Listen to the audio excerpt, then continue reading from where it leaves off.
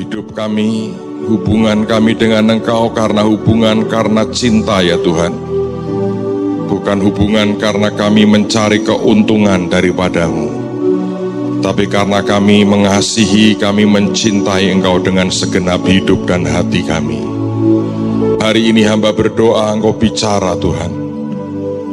Roh Kudus Engkau tolong kami, berikan roh pengertian, sampai kebenaran Tuhan itu sungguh-sungguh menerangi hati kami, dan munculkan, lahirkan iman di hidup kami Tuhan. Dan khususnya pada hari-hari di mana kami menghadapi sebuah kepercayaan besar yang Tuhan sedang berikan di tengah-tengah kami. Tuhan, sesungguhnya kami menyadari, kami tidak mengerti akan gambaran besarnya, tapi kami ingin melakukan bagian kami dalam hari-hari ini, sehingga semua yang Tuhan rencanakan akan selesai dan sempurna. Kami tahu kami bukan segala-galanya, kami bagian daripada rencana Tuhan yang besar di akhir zaman. Amin. Tapi mampukan kami Tuhan, ada pada bagian kami mengerjakan seperti yang Tuhan mau. Amin. Dan hamba berdoa, berikan akan semua kami hati yang bisa berseru kepada Tuhan, hati yang bisa menjerit kepadamu, untuk melihat semua yang Tuhan rencanakan itu tergenapkan dengan sempurna. Terima kasih Tuhan. Bicara, ubah kami dan berkati kami. Dan segala kemuliaan hanya bagi Yesus Tuhan. Di dalam nama Tuhan Yesus. Semua yang mau diberkati berkata, Amin. Amin. Shalom. Saudara sekalian, sekarang kita akan lanjutkan dengan yang ketiga. Dan itulah yang Alkitab katakan sebagai covenantal favor, atau favor yang Tuhan berikan oleh karena adanya covenant antara Tuhan dengan kita. Saya mau ulangi lagi memberikan pengertian kepada saudara, apa bedanya yang namanya covenant dengan testamen. Kalau Anda membaca Alkitab bahasa Inggris itu ada istilah Old Testament dan New Testament atau New Testament. Sebenarnya itu beda sekali. Itu tidak pernah ada dalam Alkitab, karena Alkitab tidak banyak menggunakan kata testamen, tapi Alkitab menggunakan kata covenant. Nah, di mana perbedaannya? Kalau menggunakan covenant, maka katakanlah ada covenant pertama, kedua, ketiga, keempat, kemudian muncul covenant kelima, maka tidak berarti yang pertama, kedua, ketiga, keempat itu gugur. Ngerti saudara ya? Kecuali digugurkan memang, covenantnya dibatalkan. Tetapi kalau yang namanya testamen, itu lebih kepada sebetulnya pemikiran Yunani. Di mana kalau ada Old Testament, ketika ada yang baru, maka yang lama otomatis diganti. Anda ngerti itu ya? Jadi begitu ada yang baru, maka otomatis menggantikan yang lama. Nah, Tuhan berkata, bahkan satu iota pun, satu titik pun dari Taurat tidak dia batalkan.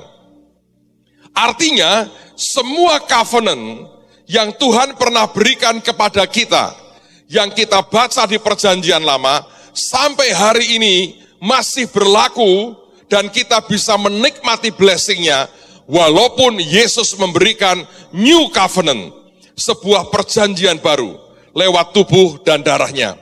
Nah, saudara sekalian, maka semua perjanjian, covenant yang lama, tetap kita bisa nikmati akan blessing-nya. Nah, hari ini saya mau ajak Anda melihat, bahwa di dalam sebuah covenant perjanjian, saya percaya secara general, secara umum, kita punya perjanjian dengan Tuhan. Tapi saya juga percaya ada orang-orang yang punya covenant pribadi antara dia dengan Tuhan. Nah, ini yang kita harus perhatikan. Karena sebenarnya setiap covenant Tuhan itu di dalamnya ada favor, ada berkat, ada kemudahan Tuhan yang membuat Tuhan menjadikan kita adalah favoritnya, di antaranya karena antara kita dengan Dia ada yang namanya covenant. Nah, sekarang saya mau ajak Anda melihat beberapa contoh di Alkitab supaya kita menangkap apa yang sebenarnya Tuhan mau sampaikan buat kita. Nanti pada bagian bahasan akan perjanjian ini, covenant ini, saya mau tunjukkan kepada saudara bahwa sebenarnya dengan perjanjian baru itu membuat sebuah covenant itu sangat begitu cepat didapatkan kalau kita melakukannya dengan iman. Nanti kita akan sampai ke sana. Coba lihat Esther pasal yang kedua. Lihat pada ayat yang ke-17. Maka Esther dikasihi oleh Baginda lebih daripada semua perempuan lain. Dan ia beroleh sayang dan kasih Baginda lebih daripada semua anak darah lain. Sehingga Baginda mengenakan mahkota kerajaan ke atas kepalanya dan mengangkat dia menjadi ratu ganti Wasti. Nah, kalau Anda membaca pada kalimat yang kedua dikatakan, dan ia beroleh sayang dan kasih Baginda. Di situ digunakan dua kata, grace and favor. Anugerah dan favor. Kata favor di sini kita mengerti dari kata favor lahir kata favorit. Mengapa Esther menjadi favoritnya raja? Ternyata kata favor di sini dari kata Ibrani hesed. Dan kata hesed itu artinya covenantal favor atau favor yang terjadi oleh adanya yang namanya covenant. Saudara, ini sebetulnya sesuatu yang luar biasa. Saya masih ingat sekian puluh tahun yang lalu menjelang kami menikah, saya berdoa sebetulnya. Situasinya saya mau cerita kepada Anda seperti ini. Saya membuat itu cetakan undangan itu dari karton Manila itu di percetakannya Pak Timotius. Seumur-umur saya lihat undangan kawin paling jelek itu yang saya buat sendiri, saudara. Bukan salah percetakannya, tapi memang yang buat saya sendiri itu. Karena tidak punya uang, kalau dengan Pak Tim kan harga persahabatan tidak bayar, saudara. Jadi situasinya adalah, Anda bisa membayangkan saya baru mulai pelayanan. Belum ada gereja, yayasan tidak memberikan gaji. Saya volunteer. Saya pernah jadi part-timer yayasan setahun. Digaji hanya bulan pertama. Luar biasa itu. Itu pun diangsur 3 kali. Sudah digaji cuma sekali, diangsur 3 kali, bulan kedua tidak bisa memberi. Karena kondisi memang susah. Setelah 1 tahun, pimpinan kami sungkan, saya diberhentikan dengan hormat, saudara. Tapi tetap masih utang 11 bulan. Kapan-kapan mau saya tagih. Lalu kemudian kondisinya seperti itu. Saya baru mulai pelayanan, 86 lah kira-kira saya ini mulai khotbah di beberapa tempat. Tapi saudara mesti mengerti itu kondisinya seperti itu.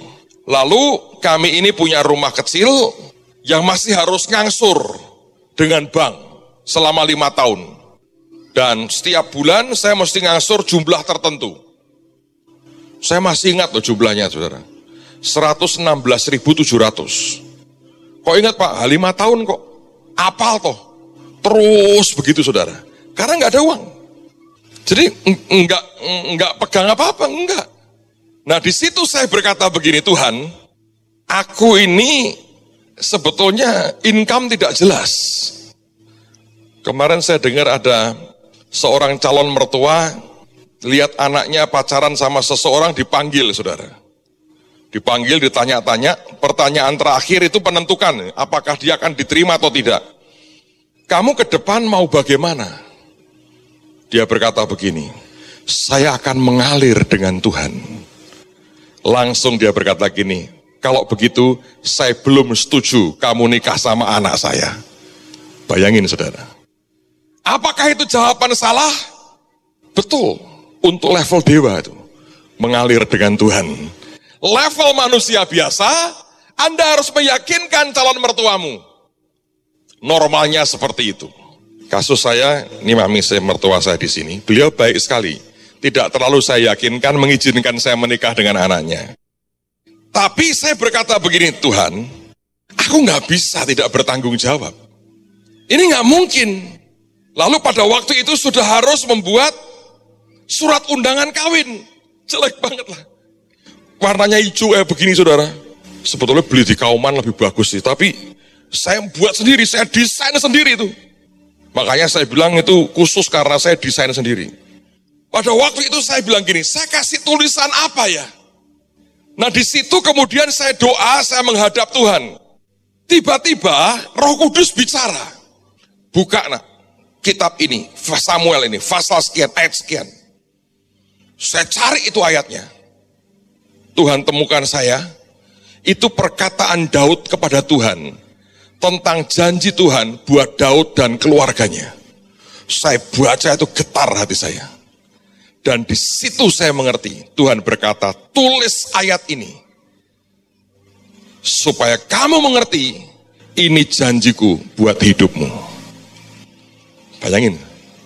Jadi saya tulis itu. Itu tidak lazim. Kalau yang lazim itu 2 menjadi 1, ini biasa itu. Paling ngambil kidung agung, ngambil apa yang disatukan Tuhan, tidak boleh diceraikan manusia. Tapi yang saya tulis itu bukan kalimat pernikahan sebetulnya. Sebetulnya yang saya tulis itu adalah janji Tuhan buat seorang raja dan keturunannya, bahwa mereka akan terus hidup di hadapan Tuhan sampai selama-lamanya. Dan saya mau berkata buat saudara, sampai abad 21 ini, janji Tuhan buat Daud dan keturunannya yang terus akan hidup di hadapan Tuhan dan terus akan memegang tampuk kekuasaan dan tahta dia genapi. Kalau Anda mempelajari keluarga Ratu Elizabeth yang di Inggris, itu adalah keturunan dari Raja Daud. Itu mereka punya silsilah jelas sekali itu. Jadi sampai hari ini Tuhan tetap berkata bahwa aku pegang janjiku. Nah, saudara sekalian, ketika saya mendapatkan janji itu, maka buat saya pribadi, rangkaian janji Tuhan itu merupakan sebuah covenant pribadi antara saya dengan Tuhan, antara keluarga saya dengan Tuhan. Itu covenant. Nah, karena covenant itulah, maka saya berkata sampai hari ini, itu ada favor Tuhan buat kami. Kalau Anda baca itu ajaib sekali. Saya nggak mau bacakan lah, dikira nanti pamer. Tapi saya berkata itu ajaib itu. Semua janjinya itu luar biasa. Dan di saat-saat tertentu, ketika saya berkata ini butuh sesuatu intervensi Tuhan, saya cuma menghadap, saya baca ayat itu di hadapan Tuhan. Saya berkata, Tuhan, ini yang pernah Engkau janjikan dalam hidupku, bahwa seperti ini akan terjadi. Dan saya melihat tiap kali itu saya naikkan di hadapan Tuhan, karena itu sebuah covenant pribadi antara Tuhan dengan saya, maka itu sebetulnya favornya luar biasa. Saya punya berbagai macam personal covenant dengan Tuhan, saudara. Saya cerita yang lain lagi. Masih ini sebelum menikah. Sembayang nih. Di tengah-tengah masa depan tidak jelas. Akan jadi seperti apa orang ini? Tidak ada orang tahu. Saya punya kerinduan, saya punya ambisi untuk mengabdi ke Tuhan, saya punya keinginan untuk melayani sebanyak mungkin orang. Sejujurnya ambisi saya tidak kecil, besar di dalam hati saya. Tekan-tekan, ojo ngetok-ngetoi orang. Saya tekan, tapi di dalam saya itu banyak, saudara, impian-impian yang luar biasa. Termasuk Holy Stadium ini.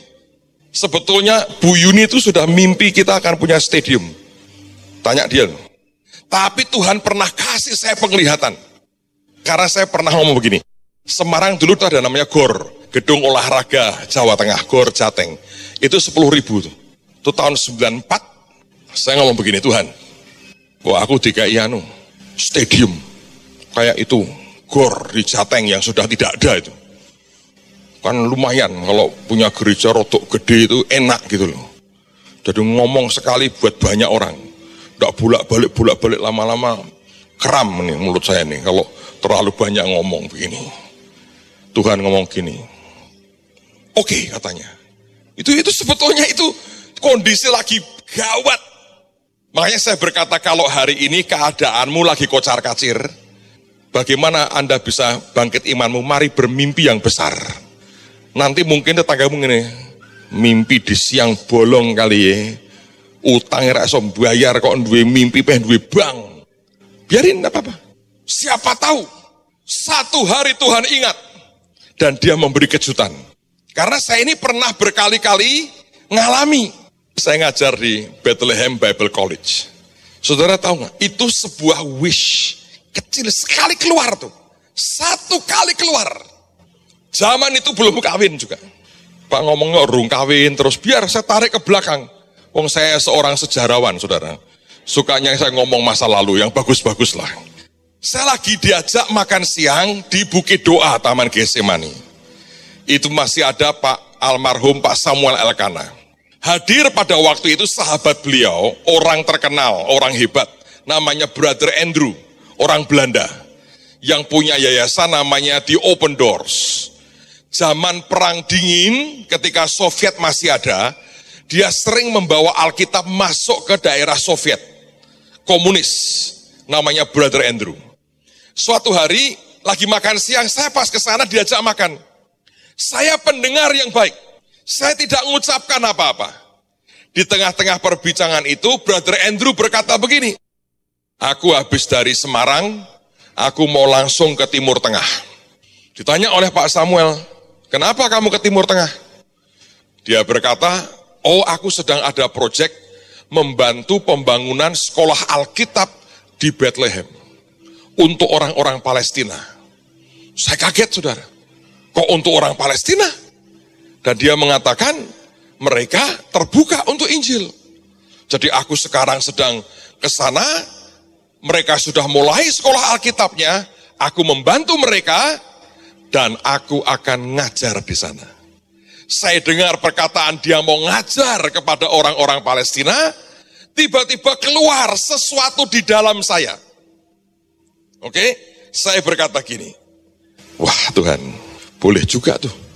Kalau satu hari aku juga ngajar di situ.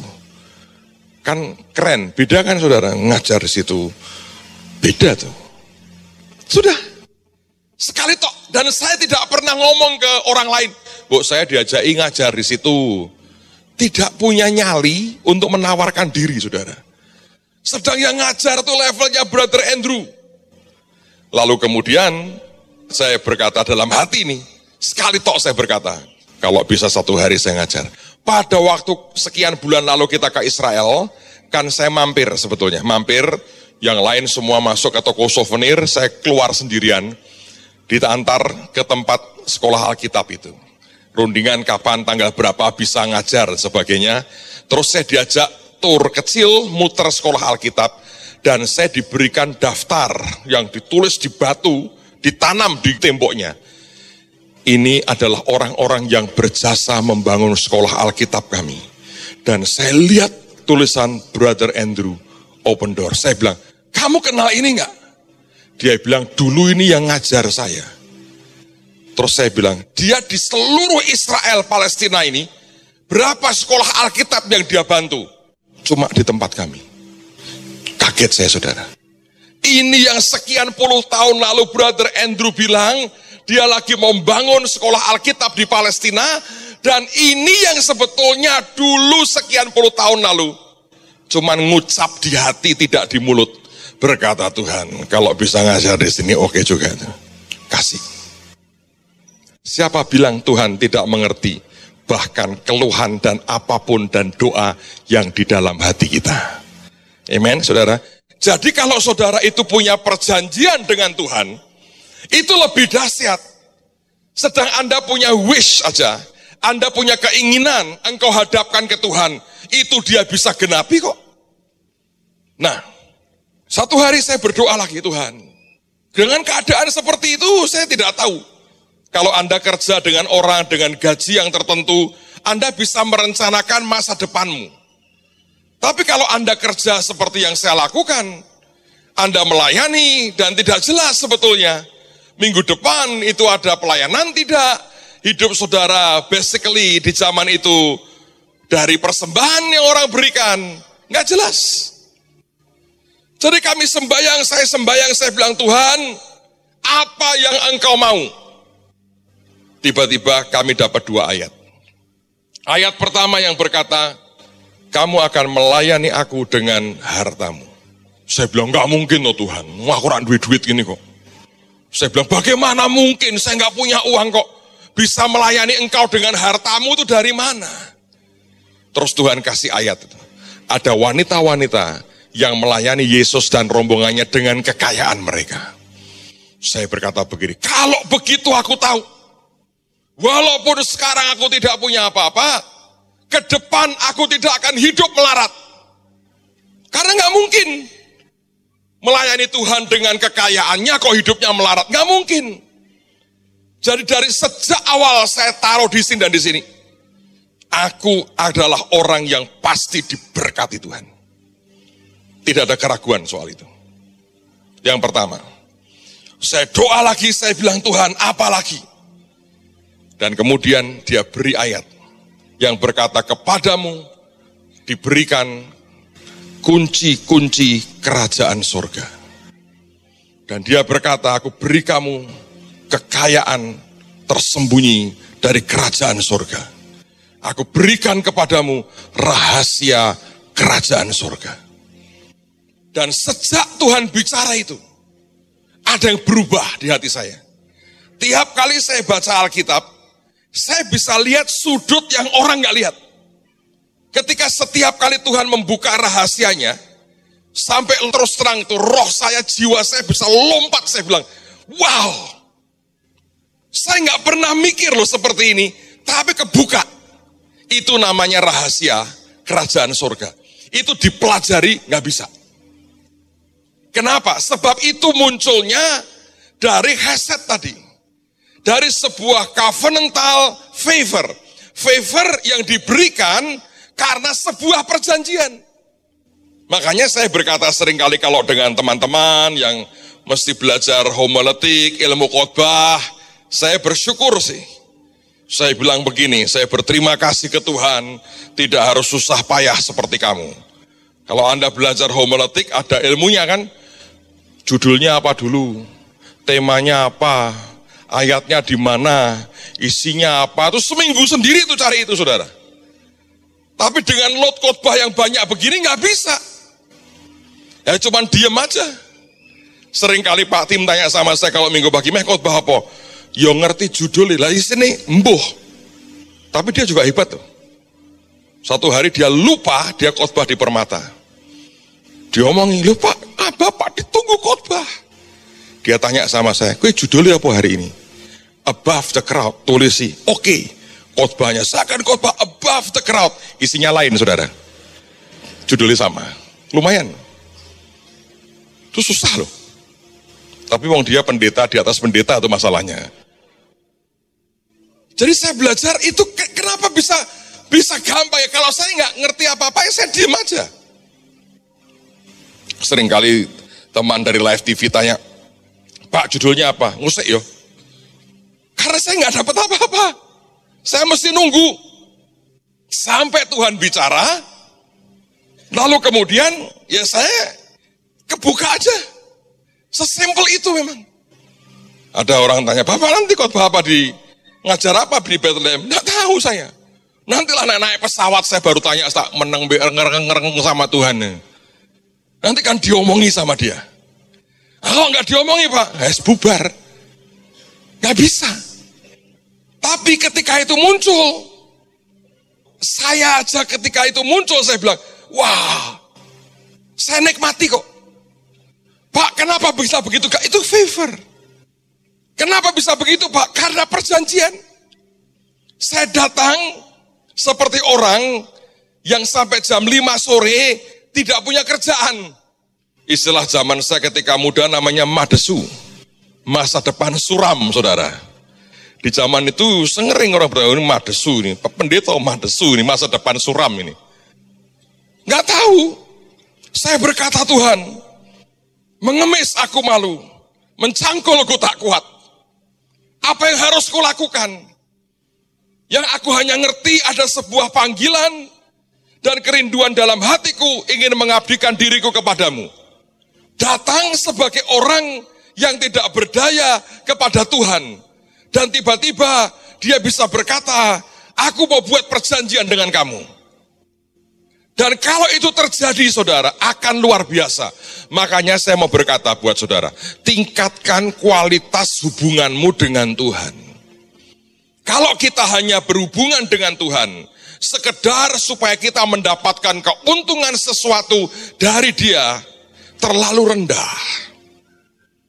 Mengapa tidak kita menghadapkan hidup kita kepadanya, di tengah-tengah keadaan seperti apapun datang, dan berkata, Tuhan, bicaralah kepadaku. Karena di situ kemudian, dia sangat mungkin menghampiri saudara dengan sebuah tawaran covenant yang luar biasa. Dan kalau itu berupa covenant, saudara akan terima favor Tuhan yang luar biasa. Mengapa Esther mendapatkan favor dari Raja Ahasiweros? Sebab ada perjanjian. Perjanjian dengan siapa, Pak? Dia kan tidak kenal raja itu. Perjanjian antara orang Yahudi dengan Tuhan Allah Jehovah. Dari sejak zaman Abraham itu. Perjanjiannya turun-temurun dipegang oleh Esther. Dan karena perjanjian Tuhan yang tetap akan melindungi, menyelamatkan, memberkati akan umatnya, dia jadi ratu, saudara. Jadi itu bukan semata-mata karena dia paling cantik. Bukan pula semata-mata mungkin dia paling wangi. Bukan semata-mata dia paling hebat. Bagian daripada sampai raja suka dengan dia. Oleh karena dia punya darah Yahudi.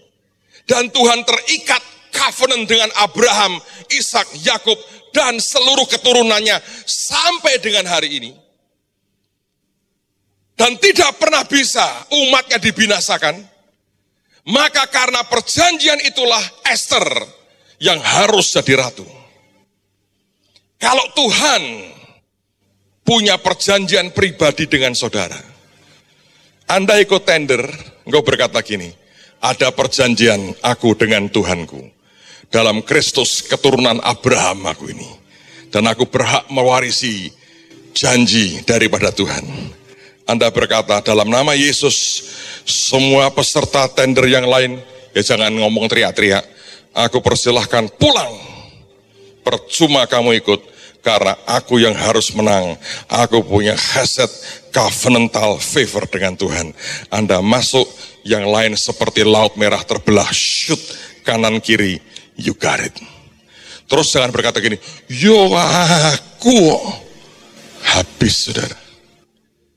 Anda harus menyadari, itu karena favornya Tuhan. Jadi kalau Anda punya perjanjian dengan Tuhan, saya berkata sekali lagi, ini dahsyatnya luar biasa. Ini dahsyat. Sebab Tuhan adalah Tuhan yang berpegang pada janji. Dan dia tidak pernah mengingkari janjinya. Kalau Anda punya perjanjian pribadi dengan Tuhan, mantap. Ada orang tanya, Pak, kenapa Bapak diberkati? Maaf, karena aku harus bertugas. Bapak bisa miskin enggak? Tugasku enggak pernah dicabut. Dia tidak pernah membatalkan perjanjiannya dengan aku. Mau pengen miskin aja enggak bisa saya. Kenapa Pak? Itu kan sombong Pak, bukan. Aku ini ditugasi Tuhan, melayani Tuhan Yesus dengan kekayaanku. Pak, mau miskin sebentar, maaf, saya enggak bisa.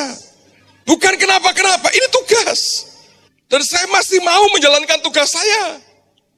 Oh ya Pak, mau saya. Terus saya kerjakan.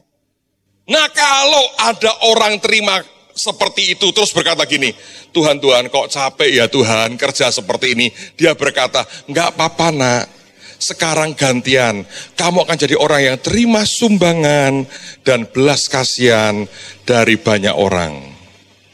Siapa yang mau terima sumbangan dari banyak orang? Lambaikan tangan saudara. Anda adalah fakir miskin yang membutuhkan sumbangan. Lebih berbahagia memberi daripada saya nggak mau dirubah. Saya nggak mau. Saya kalau lihat orang ya, susah gitu, ngomel ini, dan nyusahin orang gitu ya.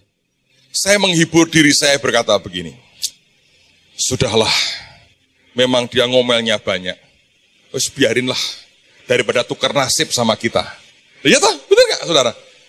Daripada kita harus marah, jengkel. Kalau bagian kita memberkati, ya sudah. Itu sebuah covenant, perjanjian yang Tuhan mau berikan kepada kita. Nah, kembali berpulang kepada semua kita, seberapa Anda meresponi akan hal itu. Teruskan lagi. Sekarang mari kita lihat di 2 Tawarikh pasal 20, lihat pada ayat yang ke-21. Sampai dengan ayat yang ke-26. 2 Tawarikh pasal yang ke-20, ayat 21 sampai dengan ayat yang ke-26. Setelah ia berunding dengan rakyat, ia mengangkat orang-orang yang akan menyanyi nyanyian untuk Tuhan dan memuji Tuhan dalam pakaian kudus yang semarak pada waktu mereka keluar di muka orang-orang bersenjata, sambil berkata, nyanyikanlah nyanyian syukur bagi Tuhan, bahwasanya untuk selama-lamanya kasih setianya. Kalau Anda membaca kata kasih setianya dari kata chesed, itu covenantal favor. Ketika mereka mulai bersorak-sorai dan menyanyikan nyanyian pujian, dibuat Tuhanlah penghadangan terhadap Bani Amon dan Moab dan orang-orang dari pegunungan Seir yang hendak menyerang Yehuda sehingga mereka terpukul kalah. Lalu Bani Amon dan Moab berdiri menentang penduduk pegunungan Seir, hendak menumpas dan memunahkan mereka. Segera sesudah mereka membinasakan penduduk Seir, mereka saling bunuh-membunuh. Ketika orang Yehuda tiba di tempat peninjauan di padang gurun, mereka menengok ke tempat laskar itu, tampaklah semua telah menjadi bangkai berhantaran di tanah, tidak ada yang terluput. Lalu Yosafat dan orang-orangnya turun untuk menjarah barang-barang mereka. Mereka menemukan banyak ternak, harta milik, pakaian, dan barang-barang berharga. Yang mereka rampas itu lebih banyak daripada yang dapat dibawa. 3 hari lamanya mereka menjarah barang-barang itu. Karena begitu banyaknya, pada hari keempat mereka berkumpul di lembah pujian. Di sanalah mereka memuji Tuhan, dan itulah sebabnya orang menamakan tempat itu lembah pujian hingga sekarang. Saudara sekalian perhatikan. Raja ini, Yosafat, dikepung oleh musuh. Dan raja ini ketakutan sebetulnya. Secara manusia dia ketakutan. Ketika kemudian dia mencari Tuhan, datanglah firman yang berkata, percayalah kepada Tuhan, maka kamu akan selamat. Percayalah kepada nabi-nabinya, maka kamu akan berkelimpahan. 2, kamu percaya kepada Tuhan, kamu selamat. Kamu percaya kepada nabi-nabinya, kamu akan berkelimpahan. Anda boleh baca cerita itu sebelumnya. Akan ada kalimat seperti itu. Lalu kemudian, setelah itu disuruh apa? Tuhan berkata, bagian pemuji di depan. Maka dia kumpulkan rakyatnya, dia berkata, siapa? Bagian pemuji, kumpulkan. Nyanyi lagu apa? Nyanyi lagu itu. Bahwasanya untuk selama-lamanya kasih setianya. Dan dia mau berkata, Tuhan, kami mau nyanyi bahwa kami adalah orang-orang yang terima favor Tuhan oleh karena perjanjian yang kau ucapkan. Dan perjanjian, janji yang kau ucapkan berkata, percaya kepada Tuhan, kami akan selamat, percaya kepada nabi-nabinya, dan kami akan berkelimpahan. Saudara, orang perang itu bisa 2 macam. Sekedar Anda perang, kemudian musuhmu lari semua, dan Anda menang, atau Anda seperti mereka. Anda perang, Anda nggak terlalu perang sebetulnya, Anda menang, dan Anda menjarah luar biasa. Sampai 3 hari itu menjarah, baru selesai.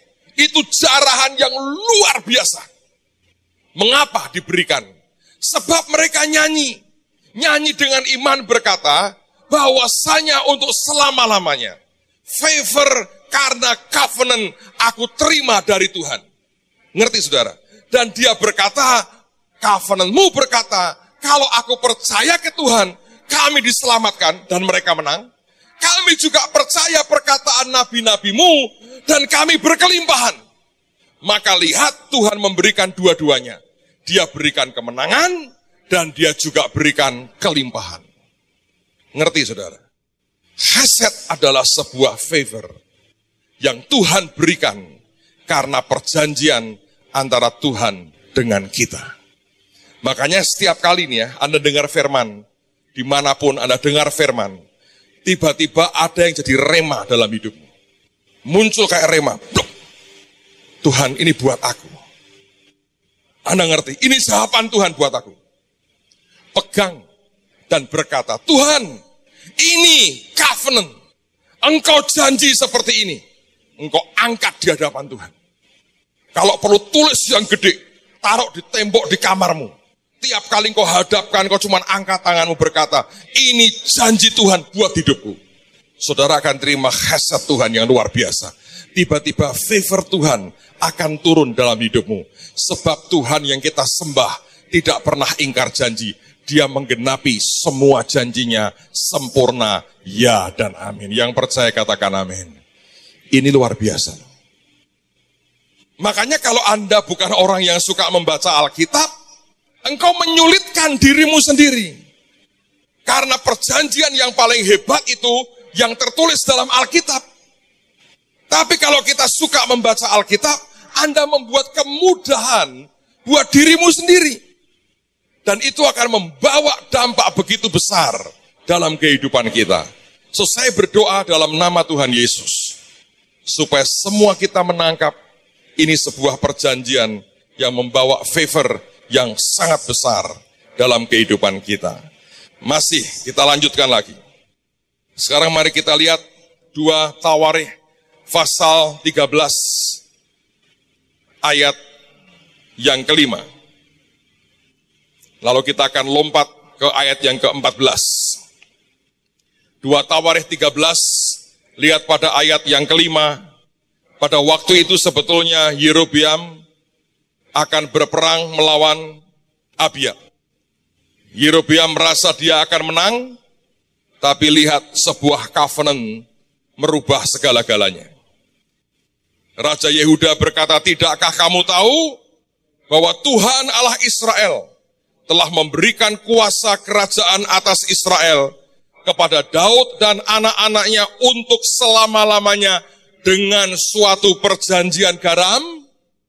Saudara tahu sampai hari ini, yang tadi saya katakan, yang berkuasa di Inggris itu Ratu Elizabeth, itu keturunan Raja Daud. Sampai hari ini orang tahu, ditelusuri sampai ke atas, memang itu masih ada garis dengan Raja Daud. Dan Tuhan sampai berabad-abad genapi firman-Nya, dan itu dengan suatu perjanjian garam, salt covenant. Oke, lompat ayat 14, pasal yang sama. Ketika Yehuda menoleh ke belakang, lihatlah mereka harus menghadapi pertempuran dari depan dan dari belakang. Mereka berteriak kepada Tuhan. Sedang para imam meniup nafiri dan orang-orang Yehuda memekikkan pekik perang. Pada saat orang-orang Yehuda itu memekikkan pekik perang, Allah memukul kalah Yerobeam dan segenap orang Israel oleh Abia dan Yehuda. Orang Israel lari dari depan Yehuda, tetapi Allah menyerahkan mereka ke dalam tangan Yehuda. Abia dengan laskarnya mendatangkan kekalahan yang besar kepada mereka. Dari orang Israel mati terbunuh 500.000 orang pilihan. Demikianlah orang Israel ditundukkan pada waktu itu. Sedang orang Yehuda menjadi kokoh karena mereka mengandalkan diri kepada Tuhan Allah nenek moyang mereka. Satu covenant saja. Coba Anda perhatikan, begitu itu diucapkan, dia berkata, kami ini keturunan Daud. Antara Daud dengan Tuhan dan keturunannya ada perjanjian garam. Saudara bisa lihat itu. Habis ditundukkan lawannya. Karena Tuhan adalah Tuhan yang tidak pernah bergeser dari perjanjiannya. Saya berdoa, Anda baca Alkitab, pegang akan janji Tuhan. Sebab perjanjian Tuhan itu dahsyatnya luar biasa. Sekarang kita lihat lagi. 1 Samuel pasal 17. Ayat yang ke-36. Ini perkataan Daud ketika dia menghadap Saul untuk menawarkan diri melawan Goliat. Lihat apa yang dia katakan, 1 Samuel pasal yang ke-17 ayat yang ke-36. Baik singa maupun beruang telah dihajar oleh hambamu ini. Dan orang Filistin yang tidak bersunat itu, ia akan sama seperti salah satu daripada binatang itu. Karena ia telah mencemooh barisan daripada Allah yang hidup. Saudara, Daud itu berani menghadapi Goliat. Saya berkata begini, memang betul. Sebetulnya motif pribadinya dia, motifnya loh ya. Itu motif nggak terlalu rohani. Saya pernah ngomong begini, ada orang marah. Bila Daud, saudara. Ngawur itu pendeta tuh. Daud itu pasti karena ini. Anda baca di Alkitab. Daud itu kenapa dia berani melawan Goliat? Motifnya apa tahu? Dia kan disuruh ayahnya bawa perbekalan untuk kakak-kakaknya di medan pertempuran. Sampai di sana kira-kira ini melihat semua tiarap, semua bersembunyi. Dia dengar ada orang teriak-teriak, nantangi, maki-maki barisan Tuhan. Terus orang berbisik-bisik, kamu tahu nggak? Ada pengumuman dari Raja Saul. Siapa yang bisa ngalahkan dia? 1, dapat duit banyak. 2, jadi menantu raja. 3, bebas pajak. Oh ya? Dia bilang, beneran nih katanya. Bener. Dikawin ke sama anaknya yang mana? Sing itu. Anaknya ayo kabeh kok. Ya bener, yang mana? Yang paling tua. Lumayan juga tuh. Oke katanya. Yang pertama apa tadi? Dapat duit banyak. Banyak ya duitnya? Banyak. Kedua, kawin sama anak raja. Jadi kalau kawin sama anak raja, dimantu raja. Oke juga ya. Terus, gak usah bayar pajak. Wah, bagus juga tuh. Kasihan bapak tuh.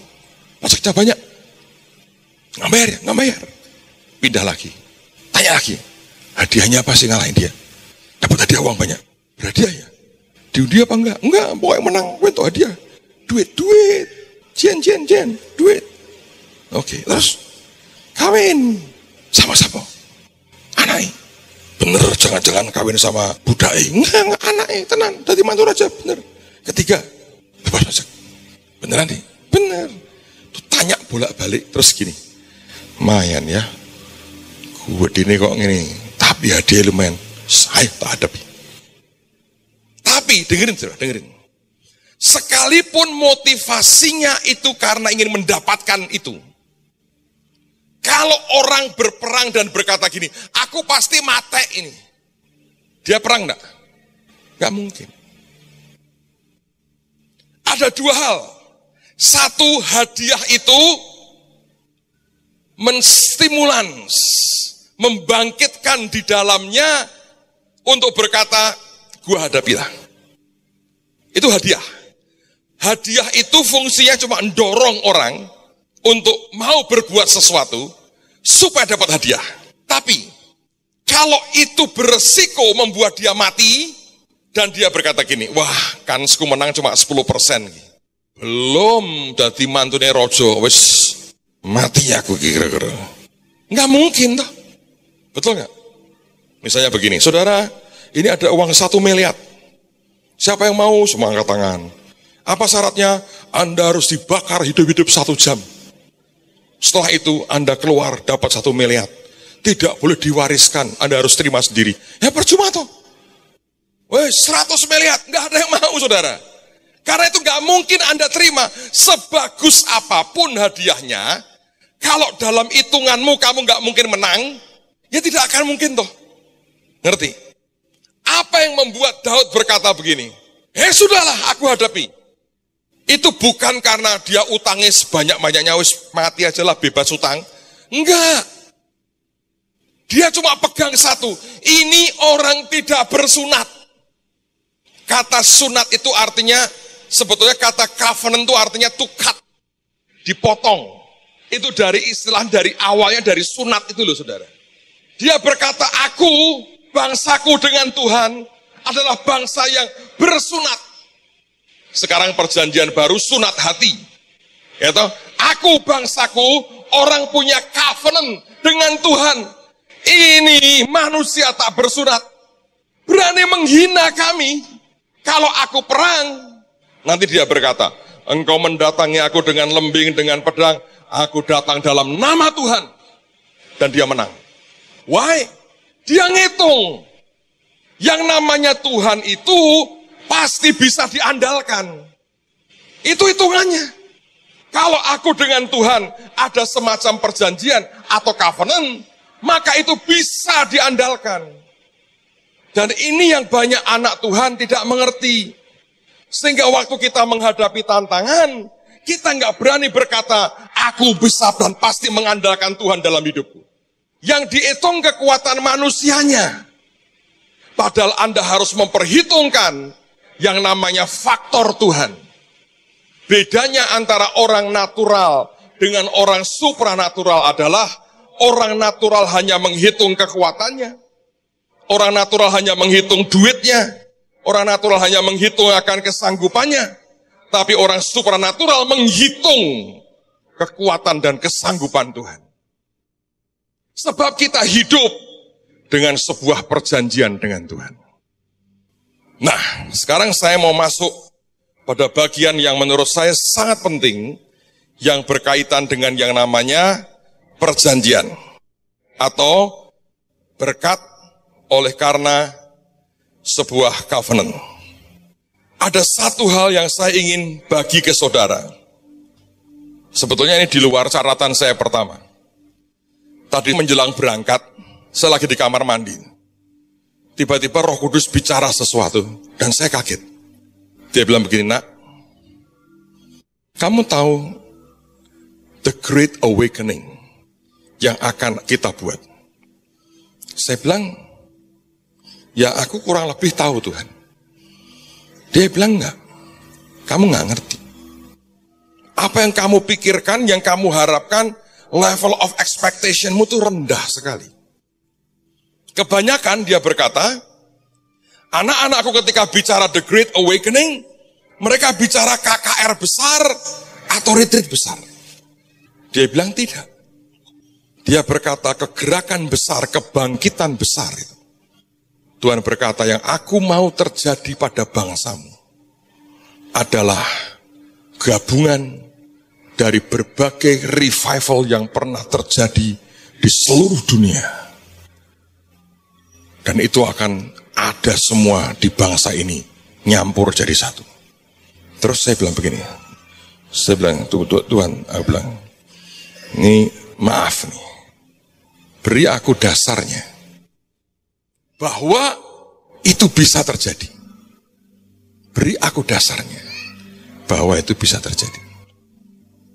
Sekarang saya mau cerita ke saudara.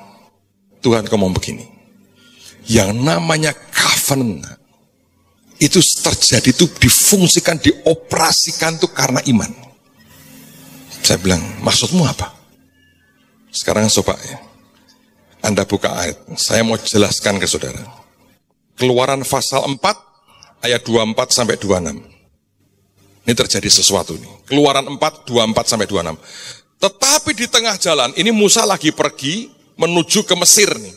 Mau melakukan tugas, membebaskan umatnya. Tetapi di tengah jalan, di suatu tempat bermalam, Tuhan bertemu dengan Musa dan berikhtiar untuk membunuhnya. Bingung nggak? Anda baca ayat sebelumnya, Tuhan mengutus Musa ke Mesir. Mendadak di tengah jalan, Alkitab berkata, Tuhan berikhtiar membunuh Musa. Teruskan lagi, nanti saya jelasin. Lalu Sipora mengambil pisau batu, dipotongnya kulit katan anaknya. Kemudian disentuhnya dengan kulit itu kaki Musa, sambil berkata, sesungguhnya engkau pengantin darah bagiku.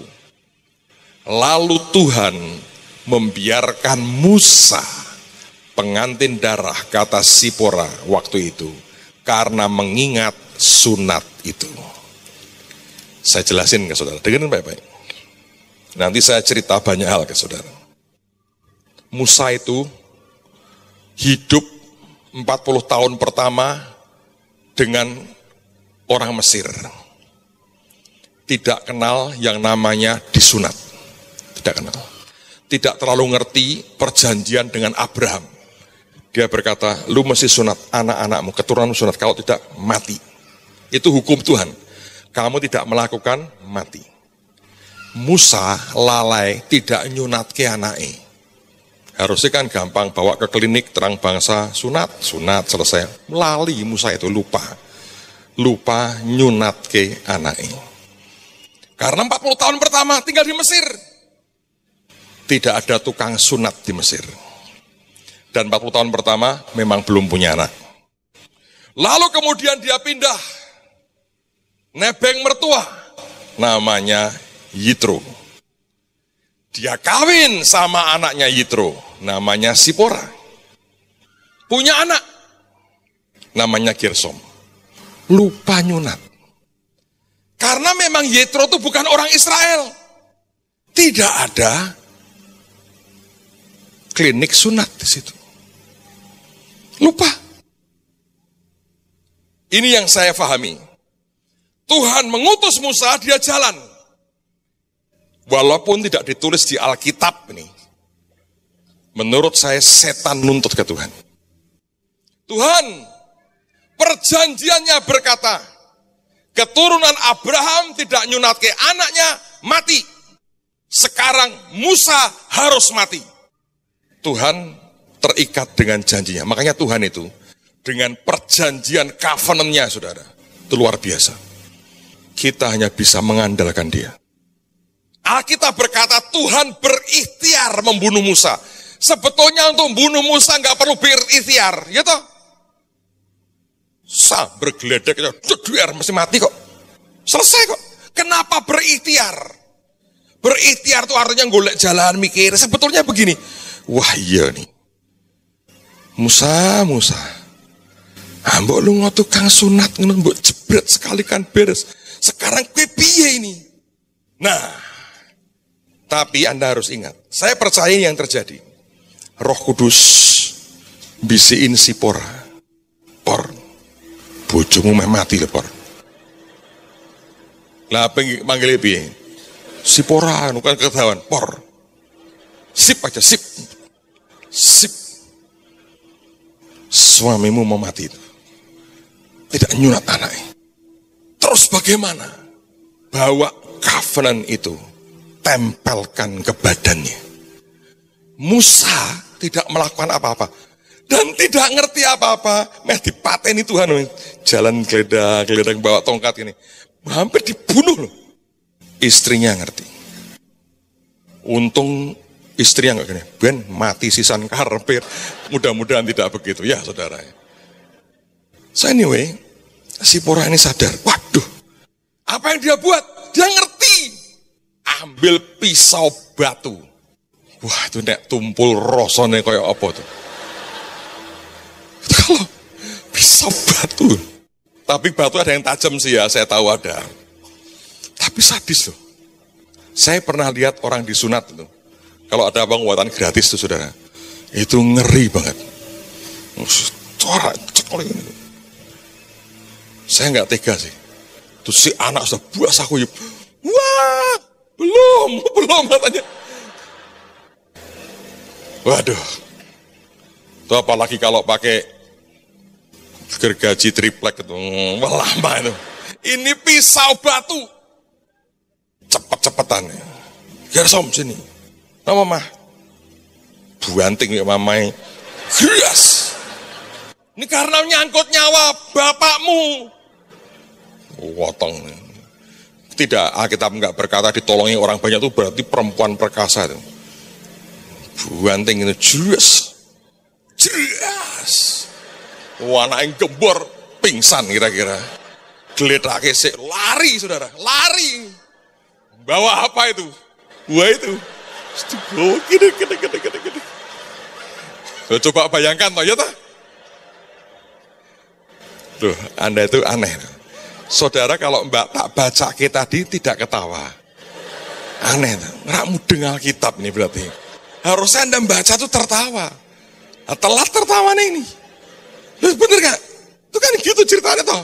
Pasti toh. Bawa tempel lagi. Jelas. Kaget musane. Ngapa sih? Pengantin darah bagiku. Musa dianggap sudah menyunatkan anaknya. Covenant itu bisa terjadi juga sesimpel itu. Alkitab yang ngomong. Ini di luar yang saya siapkan dari kemarin. Sebelum berangkat itu Tuhan ngomong. Terus saya bilang gini, Tuhan, apa kaitan dengan The Great Awakening? Saya mau cerita dengan saudara banyak hal. Gini saudara, Tuhan ngomong gini, nak, dalam hidupmu, coba perhatikan. Aku beri anugerah, kamu pernah bersentuhan dengan yang namanya revival besar di dunia. Saya ingat-ingat, betul.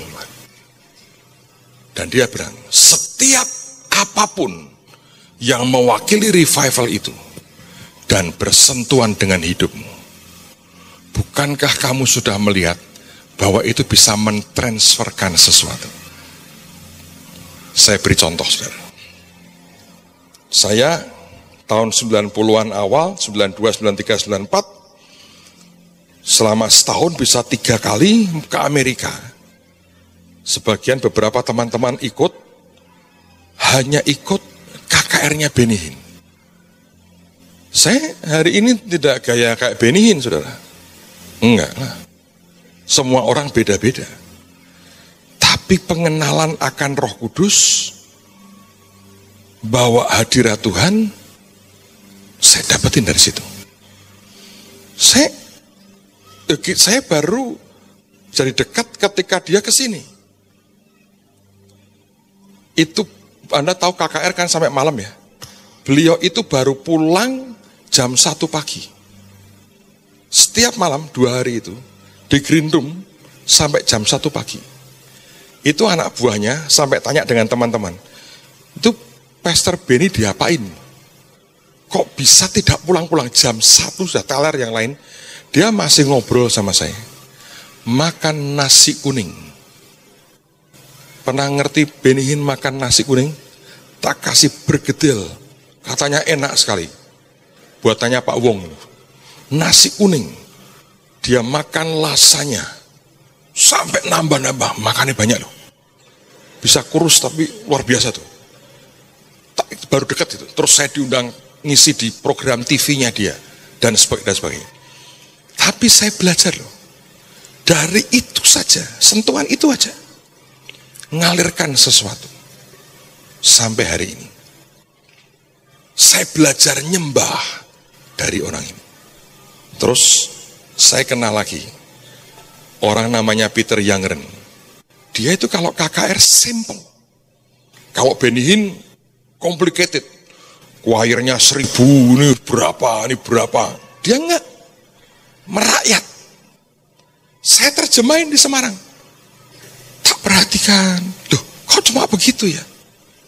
Tapi powerful. Saya kumpul beberapa kali dengan dia. Hari ini, saya bisa KKR seperti dia. Kan yang kita buat kesembuhan kan sesimpel itu. Ternyata, karena kita sering pergi sama, kerjakan sama-sama. Sekarang nggak harus saya. Pak Victor, Pak Hengki, bisa lakukan kok. Sama. Beberapa kali saya enak. Saya mulai pertama, sekian orang bersaksi. Saya beritahu Pak Victor, ayo doain lagi. Doain lagi, gelombang kedua disembuhkan lagi. Jadi kita kerjasama. Dengan Pak Hengki sama saya bilang, ayo mulai lagi, doa lagi, dia tengking lagi. Gelombang berikutnya orang disembuhkan. Simple. Saya belajar dari mana? Cuman kumpulnya segitu-gitu aja. Dengan Peter Younger. Anda tahu Maurice Cerullo? Singanya kalau keluar tuh luar biasa. Saya kumpul begitu aja sih. Berefek loh. Saya kumpul dengan Brother John. Ini ada cucunya ini. Jason di sini. Jen, lai, datang tuh. Itu urapan tuh. Itu urapan. Anda kan ngerti kalau Brother John khotbah itu, kalau ayo persembahan tidak ada musik, nggak ada emosi, nggak ada apa-apa. Tapi semua orang berkata he is the best. Sebab dia ngajar pakai dasar firman. Dan tujuan hatinya itu memang bukan ngambil duit. Tapi kumpul begitu, ngefek ke hidup saya. Ngefek. Coba Anda perhatikan. Setiap kali acara bahtera, selalu persembahan yang maju orang ini lagi. Why? Ya saya kumpul sama orang-orang yang punya spesialisasi seperti itu. Dan dia ngomong loh, kamu kan, ya toh, dalam hidupmu kan seperti itu. Kamu kumpul dengan siapa? Bersentuhan dengan siapa? Yang dia punya ngalir ke hidupmu. Bener gak saudara? Ya toh, kayak Sipora tadi toh. Just, pengantin darah. Musa berkata, kenapa ini? Kamu pengantin darah bagiku. Terus dia berkata kepada setan, setan, rak sido tripateni, sudah dia lakukan. Iblis gak nuntut ya? Berarti nempel, itu sah. Benar gak saudara? Nah, ini yang saya mau katakan Pak saudara. Makanya Anda kalau bergaul sama orang, Anda bergaul dengan orang yang jadi itu. Yang rohnya, imannya, positifnya kuat. Nah, cuma percuma saudara. Nggak jadi apa-apa. Nah, dengerin baik-baik. Ini yang dia berkata. Dalam hidup kita ini, dalam hidup saya, dia ngomong gini, aku izinkan kamu bersentuhan dengan perkara-perkara besar. Dan itu yang harusnya engkau berkata harus terjadi. Sekarang saya berikan daftarnya, cukup panjang daftar saya. Beberapa tahun yang lalu, kami yang pernah mengalami masa kegerakan tahun 79, kami buat reuni 2009. Temanya 30 tahun berjalan bersama dengan Tuhan. Kita buat reuni tahun 2009. Nah, pada waktu kita ngobrol, ada seorang teman yang juga dia punya gereja, dia berkata begini, minggu lalu kami baru buat conference gereja kami. Dan ada seorang nabi dari Singapura yang kami undang datang. Lalu nabi ini berkata, kamu kan pernah tahun 79 mengalami kegerakan pelajar. Ini Tuhan bicara, kalian nanti kalau kumpul, reuni 30 tahun itu, harus kembali ke rumah yang pertama-tama terjadi kegerakan. Itu rumah pertama yang terjadi kegerakan.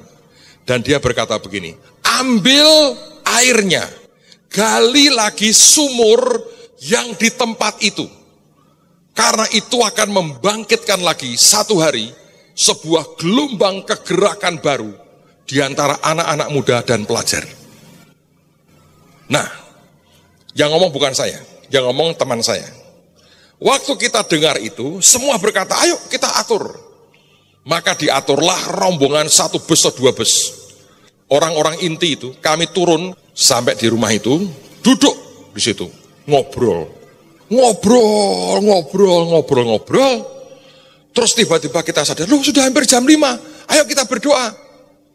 Yang berdoa berkata, Tuhan terima kasih kami boleh berkumpul di tempat ini, kami bersyukur, amin. Ayo pulang. Besoknya selesai, siang saya pulang sendirian dengan mobil, saya drive sendiri waktu itu. Dan ketika turun, saya bilang gini, Tuhan, kok ngambil sumur kok corone kayak begitu kemarin ya? Menurutmu sudah atau belum? Tuhan berkata, enggak, tidak ada itu. Lalu saya bilang, berarti belum kami kerjakan Tuhan. Iya. Tapi saya tahu sebagian sudah pulang, naik pesawat. Kan kami sudah pada pulang. Tuhan bilang, tapi belum dikerjakan. Lalu saya ngomong begini, boleh nggak Tuhan? Aku lakukan. Dia bilang, ambil nak. Saya ngubungi Pak Hengki, saya bilang, kamu punya youth berapa? Mungkin 100-an berapa? Kerahin. Besok ikut aku ke rumah itu. Nggak muat saudara. Harus kita bagi 4 atau 5 kali itu. Setiap kali sekian puluh. Waktu saya ke sana, saya ngomong dengan teman yang punya rumah, saya berkata, boleh nggak aku berdoa ngambil dari sumur ini? Dia berkata, silahkan. Dan itu teman-teman saya sebagian lagi kumpul di situ. Dan saya masih ingat, saya bilang tiap kloter, saya bilang tiap grup, doa bahasa roh, ambil yang kuat. Sekian menit, sembahyang sudah teriak anak-anak itu. Kita memang ngerti bagaimana ngambil, teriak kita ngambil. Giliran. Saya percaya lewat Great Awakening akan terulang bahkan lebih besar di semua kota di Indonesia. Pelajar-pelajar akan dilawat Tuhan lagi. Ini ada yang berbeda. Saya mau percaya saudara, Great Awakening itu akan terjadi. Bukan karena apa-apa, sebab kita sudah ambil lagi itu. Dan selama ini ada di hidup kita. Jadi kalau Anda percaya covenant itu membuat sentuhan aja. Seperti Musa saudara. Itu akan terjadi. Yang kedua, saudara ngerti di kota Soe tahun 66. Zaman Meltari itu. Ada kegerakan rohani yang luar biasa. Dan ditulis dalam buku Like a Mighty Wind. Di situ ya, orang mati dibangkitkan. Orang jalan di atas air. Air berubah jadi anggur. Mujizat-mujizatnya luar biasa. Seringkali kalau mereka ibadah, gedung gereja itu dari jauh seperti terbakar. Orang teriak-teriak datang ke sana pengen memadamkan, nggak ada apinya. Itu api Roh Kudus. Dari jarak sekian kilo itu orang bisa lihat dari jauh. Kebakar, merah nyala, tapi nggak ada apinya. Di mana itu? Soe, dekat Kupang. Dan kita berkali-kali sebetulnya kita melayani dan memberkati kota itu. Dan Tuhan berkata, seperti pelajar-pelajar dilawat, nanti ada bagian-bagian dari Indonesia akan mengalami lawatan dalam dimensi yang seperti di Soe, bahkan lebih lagi. Dan Tuhan berkata, kamu sudah pernah melakukan bagianmu. Tempel dan terjadi sesuatu. Yang ketiga, sekitar awal 2000-an, di kota Toronto ada gereja Vineyard namanya. Dan terjadi lawatan Tuhan, yang namanya Toronto Blessing. Itu orang jerking, orang holy laughter. Sekarang yang masih ada sisanya itu Daryl Stott. Dia itu termasuk produk dari Toronto Blessing. Saya beberapa kali datang ke tempat itu. Memang aneh, saya ini termasuk orang hard to receive mungkin yang gitu-gitu ya. Jerking ya nggak pernah, ketawa-ketawa, sampai holy laughter ya nggak pernah. Tapi itu pernah terjadi waktu pulang dari sana, kami retret, saya cuma cerita loh, tiba-tiba beberapa orang ketawa sendiri. Sampai bingung, saya bilang, kok bisa ya? Sedang saya juga nggak sampai ngakak-ngakak itu enggak tuh. Saya ketawa iya karena geli lihat penampilan apa itu manifestasi orang aneh-aneh. Ada yang melungker, ada yang apa. Itu saya geli, tapi tidak membuat saya sampai holy laughter. Tapi cuma cerita begitu nyebar. Serius itu. Dan Tuhan berkata, nanti ada orang-orang yang akan dikuasai roh sampai seperti itu. Nah, saya nggak tahu. Dan ternyata terjadi loh. Saya dengan Pak Adi Sutanto sekian bulan lalu di Bangsri, tanya saksinya ini. Seminar serius, kita serius sekali, tidak ada holy laughter, saudara, serius. Saya dengan Pak Adi itu orang serius. Kita bisa guyon tapi kita orang serius, saudara. Selesai KKR begitu, gereja itu dilawat. Beberapa orang bisa ketawa-ketawa sendiri tuh. Karena aneh. Jadi nempel, gitu ya saudara. Itu bawa. Nah ya, dari 79, Soe, Toronto Blessing. Terus kami kita Bahtera, pernah ke Wales. Kalau Anda masih ingat itu. Di Wales, kita datang di gereja tempat Robert Evan buat KKR. Kami nyembah Tuhan di situ, aneh itu memang. bisa diizinkan masuk dengan bebas, dibawakan bahkan diajari, oh tempatnya bukan di gereja, ininya di ruang doanya dibawa ke sana, sembahyang sampai begitu rupa. Saudara, itu di Wales. Saya percaya itu di Wales itu sampai satu kota penjara kosong. Semua bertobat, nangis, datang ke kantor polisi, semua yang nyolong, yang maling, yang nyuri, ngaku dosa semua. Polisi bingung. Akhirnya dibawa ke gereja semua. Itu kebaktian bisa berjam-jam. Dan orang selama bertahun-tahun dilawat Tuhan. Di jalan-jalan tuh orang nangis. Orang lagi minum, mau minum bir itu, tiba-tiba gemeter tangannya. Bukan karena birnya ada urapan, ditemplak Roh Kudus, nangis di bar. Sehingga saudara kalau Anda pelajari, sebetulnya ada banyak lagu-lagu rohani, sebetulnya itu lagu-lagu di bar itu. Sambil mabuk, sambil minum, talat-talat nyanyi, terus diganti kata-katanya. Itu Wales, saudara. Sampai terkenal seluruh dunia, sampai hari ini. Dan kita pernah ke sana. Kita pernah kebaktian di gerejanya. Saya pernah sampaikan firman di situ. Dan Tuhan berkata, nanti akan terjadi. Itu ada satu orang mimpi, saya lupa. Di mimpi itu dia lihat, Pak, saya kok mimpi aneh ya Pak? Orang di jalan kok nangis, semua teriak-teriak nama Tuhan. Saya bilang itu akan terjadi. Revival seperti itu akan terjadi. Jadi akhir Desember itu cuma pemicu pemantiknya. Mari percaya sesuatu yang besar terjadi. Saya baru diomongin Tuhan sore tadi loh. Dia berkata gini, semua yang bersentuhan kamu sentuh, kamu bawa, ujungnya jadi seperti itu. Apakah tidak mungkin akan terjadi seluruhnya? Saya bilang amin Tuhan. Dan dia ingatkan saya detail by detail semua yang kita lewati. Saudara, saya ini pernah khotbah di gerejanya Matthew Barnett. Itu di LA downtown, namanya Angelus Temple. Siapa yang dirikan? Itu namanya Amy. Itu kalau KKR gila-gilaan. Dia kalau revival zaman dia itu saudara, di mimbar gini, pakai Harley itu, brum, berhenti gini. Nyentrik orangnya. Nah kita kan bahtera kan nyentrik gitu. Zaman itu orang berkata, gila ini perempuan. Tapi itu revivalis hebat.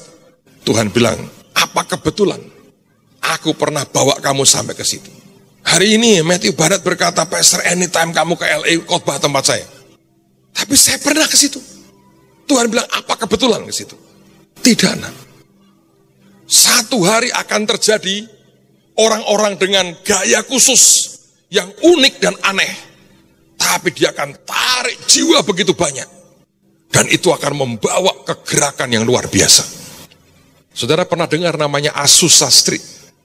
Itu kegerakan di jalan Azusa. Beberapa tahun lalu, saya ketemu tempatnya. Sekarang yang jaga adalah seorang pendoa syafaat orang Filipina. Rumahnya masih ada utuh sampai sekarang. Itu Azusa Street sama tuh. Begitu Roh Kudus melanda daerah itu, sepanjang jalan itu, orang jalan aja, getar saudara. Teriak, nangis, bertobat. Tidak ada orang injili. Dan itu rumah sampai sekarang didatangi banyak orang. Saya masih ingat 2 tahun lalu kira-kira waktu di Amerika Tuhan berkata datang ke sana nak. Saya pergi ke sana saya cari. Terus kemudian saya dibawa masuk ke dalam. Yang jaga ini orang Filipina, dia berkata, Pastor, aku mau tunjukkan kamu sesuatu. Saya dilihatkan mimbarnya Kathryn Kuhlman. Jadi saya berfoto di mimbarnya Kathryn Kuhlman. Mau khotbah, saya khotbahi saudara. Jadi saya berdiri begini. Saya bilang, Tuhan, aku percaya kegerakan akan terjadi. Karena kalau baca Kathryn Kuhlman ya, dia itu kalau misalnya dia khotbah di hotel, di ballroomnya, di luar dicegat wartawan begitu banyak, dia masuk lewat dapur. Di dapur itu kan orang lagi masak kan tidak ngerti apa-apa. Dia lewat aja. Begitu lewat, bluk, kokinya bergelimpangan jatuh, dilanda Tuhan. Dia itu kalau nyapa orang baru, halo, lumpuh jalan, saudara, buta melihat. Baru halo nek kita, halo, apa itu? Ini baru halo, orang dilawat Tuhan. Saya percaya, Great Awakening itu campuran termasuk dari situ. Saya nggak tahu bagaimana ini. Tapi tadi sore Tuhan ngomong jelas. Dia berkata, kamu kan kumpul dengan hamba-hambaku ini. Yang masih hidup. Kamu nempel gitu aja. Nular. Ngefek ke hidupmu. Ngefek ke jasmani. Dia bilang, apa bedanya dengan yang lain-lain? Robert Liardon pernah beri saya hadiah. Masih saya simpan sampai hari ini. Dia beri saya patungnya Smith Wigglesworth. Setinggi ini, saudara. Patungnya Smith Wigglesworth. Pakai jas kuno, bawa Alkitab kecil, tangannya begini, di bawah dengan tulisan, only believe. Percaya saja. Tuhan bilang, kamu pikir itu kebetulan? Dia berkata, aku akan bangkitkan Smith abad terakhir. Itu bangkitin puluhan orang mati, saudara. Gayanya aneh. Ada seorang perempuan, tumornya gede di perut. Bilang, Smith, doakan aku dengan lemas-lemas gini. Didorong ke tembok, itu perutnya yang ada kankernya ditonjok, saudara. Bam! Dan Smith itu bekas tukang ledeng. Ya, kasar orangnya. Dia bertobat, didoakan terus sama istrinya. Dia tonjok itu perutnya. Terus kankernya keluar, sembuh. Itu kasar caranya. Tapi dia bangkitkan puluhan orang mati. Tuhan bilang, kenapa kamu tidak bisa percaya? Gabungan dari semuanya akan melanda Indonesia. Bayangin, saudara, gabungan itu akan melanda Indonesia. Saya bilang, Tuhan, mungkinkah? Dia bilang, apa yang tidak mungkin? Omong ke anak-anakku malam ini. Kenapa saya tekankan yang ini satu? Dia bilang, bicara ke anak-anakku. Mulai percaya, itu akan terjadi. Masih ada lagi. Tahun 83, saya ikut namanya acara Amsterdam 83. Itu 10.000 penginjil internasional, penginjil keliling internasional. Seluruh dunia dikumpulkan di Belanda, di kota Amsterdam. Siapa yang mengumpulkan? Billy Graham. Dan Tuhan berkata begini, apa kamu kira itu kebetulan? 10.000 tahun 83. Umur saya baru 21 waktu itu. Benar-benar saya ya tidak punya pengalaman, saya belum full time. Saya daftar, diterima. Saya masih ingat, saya dengan Pak Adi daftar. Saya lihat posternya, Pak Adi bilang, Anda tidak pengen daftar, Anda kan punya panggilan penginjil. Oh, saya boleh Pak Adi. Ya daftar aja, siapa tahu. Saya juga daftar. Daftar, isi formulir, kirim ke Amerika. Ke Minnesota, ke kantornya Billy Graham. Selang 1 bulan dapat. Saya pas di kantor, saya lihat Pak Adi bilang, Agung, kamu sudah dapat jawaban belum? Belum Pak Adi. Saya sudah. Terus saya boleh ikut, saya diterima ini. Dan itu keterangan jelas. Tanggal sekian berangkat, termasuk diberi tiketnya. Saya bergegas pulang, sampai di rumah, di depan meja saya lihat amplop yang sama. Saya sambar, saya buka, persis diterima. Saya enggak buka lebih jauh, saya bawa ke rumahnya Pak Adi lagi. Pak Adi, saya juga diterima. Wah, puji Tuhan ya, kita daftar 2, dapat 2 katanya. Lalu kita buka, Tuhan bilang, itu semua hotel dibayar semua. Dia berkata, apa itu kebetulan? Nak? Tidak akan kebetulan. Sampai heran saya bilang, Tuhan, engkau ini ngatur semua. Saudara tahu saya belajar tentang iman, saya baca bukunya Kenneth Hagin. Beberapa tahun sebelum dia dipanggil pulang, saya duduk 1 minggu, pagi sore di Amerika, gereja kecil yang ngajar Kenneth Hagin. Tiap hari didoakan tumbang. Beberapa tahun sebelum Kenneth Hagin dibawa pulang ke rumah Tuhan. Sekian tahun yang lalu, saudara ngerti saya diberkati dengan bukunya Dr. Chow. Saya ditemukan Tuhan dengan Dr. Chow. Hari itu dia agak sakit. Dia tolak batalin semua tamu yang lain.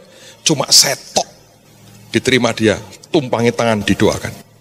Saudara, waktu Bahtera ke Korea, kami dibawa ke tenda pertama yang Dr. Joe punya. Itu disimpan di tempat yang tidak ada orang tahu. Itu Bu Nani ngomong gini, Tuhan bilang ada tempatnya. Main kepekaan. Di mana? Ngomong ke siapa? Enggak tahu. Tuhan ngomong gini, cari, ketemu orang itu, dituntun aja. Diajak ngomong, kamu tahu nggak gini-gini? Kita nggak tahu. Oh, saya tahu. Ayo saya antar. Itu ya, kalau bukan dengerin peka dengan Roh Kudus nggak bisa. Sampai dibawa, itu tenda pertama. Dan itu orang-orang Bahtera duduk di situ sembahyang bilang Tuhan, ini awal sumurnya gereja Yoido. Apa Anda tidak percaya? Satu hari akan ada gereja-gereja besar luar biasa. Karena jiwa-jiwa diselamatkan. Nama Yesus dimuliakan. Pikir saudara. Saya masih punya daftar sangat panjang. Tapi dengerin baik-baik. Covenant. Sipora taruh di kaki Musa. Pengantin darah bagiku. Begitu nempel, covenantnya berlaku. Karena itu Tuhan membiarkan Musa. Iblis berhenti menuntut. Karena covenant seperti itu jalan. Dan Tuhan berkata, ini yang akan terjadi. Great Awakening akan membawa dampak begitu besar buat bangsa ini. Yang percaya katakan amin. Saya berdoa dalam nama Tuhan Yesus. Tuhan akan membuat hari ini Anda terima sebuah covenant antara Anda dengan Tuhan. Saudara, setiap kali engkau punya masalah, angkat dan berkata ini ada perjanjian antara aku dengan engkau.